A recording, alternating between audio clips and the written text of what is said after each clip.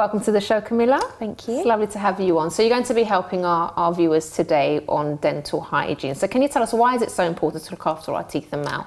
So there's many reasons why it's important. So teeth are things you look at straight away. They're something that people take pride in, and they are to help you talk, to speak, to eat.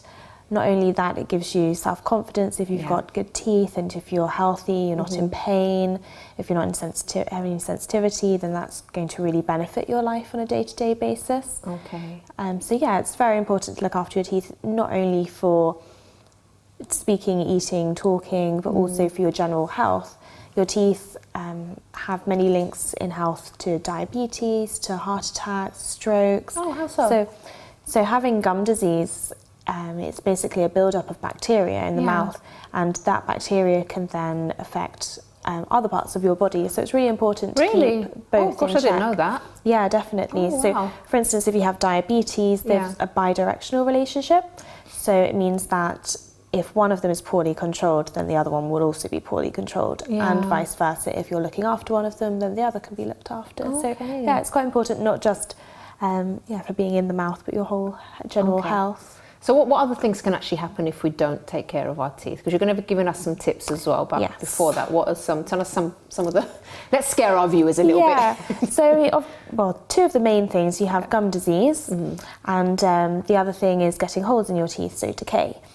And if you have holes in your teeth, it's going to be painful, it's not going to be very sightly, and you're just going to be in quite a lot of pain, really. Okay. With gum disease, you can actually lose your teeth through gum disease.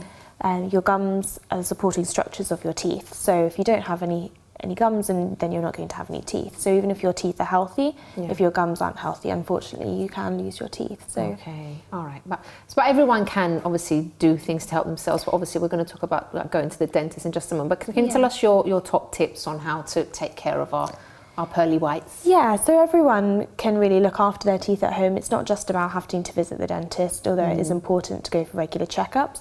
There's always areas in the mouth that you can't reach with cleaning, and there's always signs that we can see that you won't know about. One way of really looking after your teeth is to reduce the sugar that you have in your diet. And when I say sugar, it's not just refined sugar, it's not just chocolates and sweets, it's any natural sugar as well. So even if you had a fruit yogurt or juice, now sugar causes holes in your teeth, and it basically, with the bacteria, if there is any in the mouth, it's going to eat away at the surface of the tooth.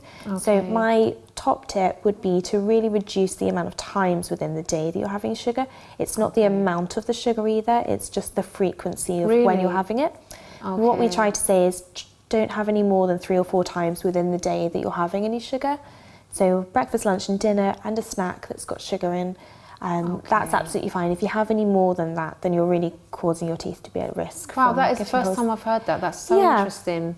And it's not the amount. So I always say, if you're going to have a bag of chocolate or anything, have it all in one go. I know it's not good and you'll probably feel a bit ill, but it's better for your teeth to have it all in one go than if you had one every half an hour. And that's the same with fruit, because I normally tend to eat my fruits all smoothies, anything like that. If you're having smoothies or fizzy drinks, it's best to have them through a straw. Try and not sip them throughout the day as well.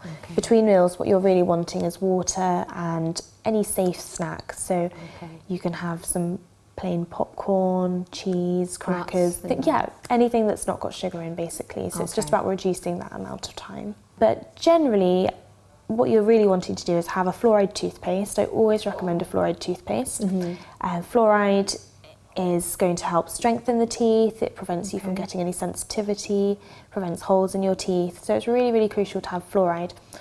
All of your main brands in the supermarket that you can buy, even own branded ones, are very good. They've all got fluoride in. What about the teeth whitening toothpaste? Are they bad for you? It's not that it's bad for you. I just personally wouldn't recommend wasting your money. Really? Yeah. So unless you go to a dentist or a hygienist and you have professional whitening, then you're not going to get the same results.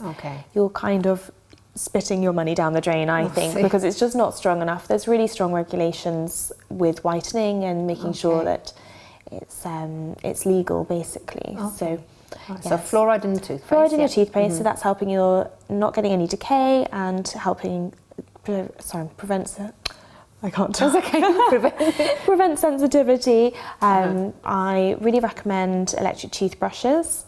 Okay. So electric toothbrushes remove a lot more plaque that we're trying to get rid of each day than a manual toothbrush can.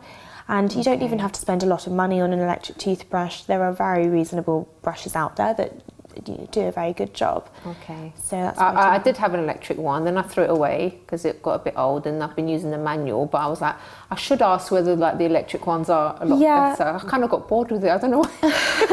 So I really recommend it because they're moving at thousands of times per minute. If you can think about what your hand can replicate, you just can't do that. So it is really important to have an electric toothbrush.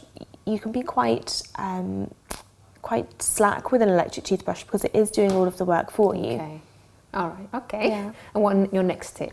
So next tip would also be then to be cleaning between the teeth. So not only do you need to have an electric toothbrush and be cleaning properly on the outside surfaces, you've got those surfaces between the teeth that just you're not going to get with a toothbrush.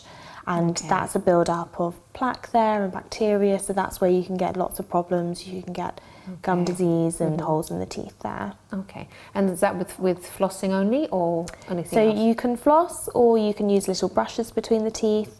My recommendation for that would be to come and see a hygienist and find out for you personally what's necessary. Okay. Some people have spaces between the teeth, some people don't. Yeah. So each person you have to really tailor the needs to. It's not just a rule for everybody that they'll do this or they'll do that. And also it's more technique over anything. So a lot of people will floss, but they're just not flossing correctly. So how do you floss correctly? I'm thinking, I wonder if I'm making mistakes. How do you floss then? A lot of people just basically seesaw between the teeth. Yes. And what you're wanting to do is really hug the floss around the tooth. So I always tell my patients, hug the floss around. So pull it to one side, go up and down the tooth, and you're really wanting to get underneath the gum. So it's a little bit of a technique. I'm doing it wrong. But it's easy to correct. And those so you just kind of pull it around and just you go want to up. hug it around the tooth, go up and down underneath the gum. But those small techniques, if you come and see a hygienist, then you'll be able to master them, and then you can look after your You just teeth really sort of well. assume that you're doing it right, because I went to the dentist last month and I never asked anything. Yeah, so exactly. Unless you're told something, you can't learn. So it is really important to be taught properly how to do these things. Okay. And if like flossing is the best for you, should you floss before or after you've brushed your teeth? It really doesn't matter, to be very honest with you. And I'm quite, I don't really mind when my patients floss, whether it's in the morning, whether it's the evening, whether it's after lunch, afternoon, whatever fits in with your day. If you're going to make it convenient for you, then you're going to floss. If it's at the end of the day and you're tired and you want to go to bed and you just can't be bothered, then it just hasn't happened throughout the day. Okay. So I prefer it just at any time. Any time that you can do, yes. Okay, and of course one of the obvious ones is to visit your dentist on a regular basis? Definitely, dentist and hygienist. So it's not just one or the other, it's really both. It's a teamwork. Dentists often look more at the teeth and other aspects of the mouth, and whereas a hygienist will more look at the gums, and it's a real relationship between the two. So it's good to see both.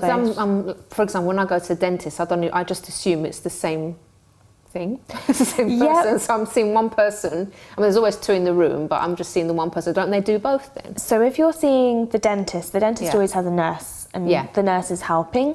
And then there's somebody else, the hygienist, who will then clean the teeth and the gums, make sure they're nice and healthy also. Okay, all right. But sometimes it's the same person, right? I'm just wondering if I'm getting my teeth the dentist can clean the teeth also. Right, I'm personally a hygienist, and I go through just hygiene within my visit, so it's a little bit more tailored, whereas the dentist has to look at everything, and that's it's quite a lot to look at, so it's kind of specialised. Okay, and for those viewers that are a little bit afraid to visit the dentist or the hygienist, what would you say to them? Because there's some people, we had some tweets earlier and they were just like, some people are terrified of the dentist. Definitely, I have lots of phobic patients, and personally what I do is I really ease them into the treatment. I'll go at their pace, I'll let them put their hand up and say, I want to have a rest or stop.